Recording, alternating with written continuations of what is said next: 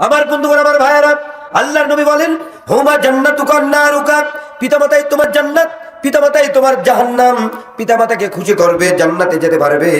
আর পিতামাতাকে যদি অখুশি করো, কষ্ট দিয়ে দাও, জাহান্নামে যাওয়া লাগবে, কোনো প্রশ্ন ছাড়া। জোরে কোন ঠিক কিনা?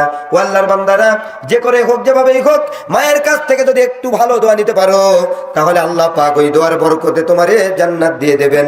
কেননা আল্লাহর নবী বলেন, 3 জনের দোয়া কবুল হয়, এ দোয়া মিট যায় না। 1 নম্বর মজলুম ব্যক্তি, যে ব্যক্তি অত্যাচারিত, জালেমের কাছে জুলুমের শিকার, এই অত্যাচারিত ব্যক্তি যদি দোয়া করে, এই দোয়ার মধ্যে আর আল্লাহর মধ্যে কোনো পর্দা থাকে না। জোরে কোন সুবহানাল্লাহ। 2 নম্বর মুসাফির যদি দোয়া করে, এই দোয়ার মধ্যে কোনো পর্দা থাকে না, কবুল হয়ে যায়। আর 3 নম্বর, পিতামাতা যদি সন্তানের জন্য দোয়া করে, আল্লাহর নবী বলেন, এই দোয়াটা ধনুক থেকে তীর ছুড়লে গন্তব্যস্থানে পৌঁছাতে যত না দেরি হয়, তার চাইতো পিতামাতার দোয়া সন্তানের জন্য কবুল হয়ে যায়। জোরে কোন সুবহানাল্লাহ।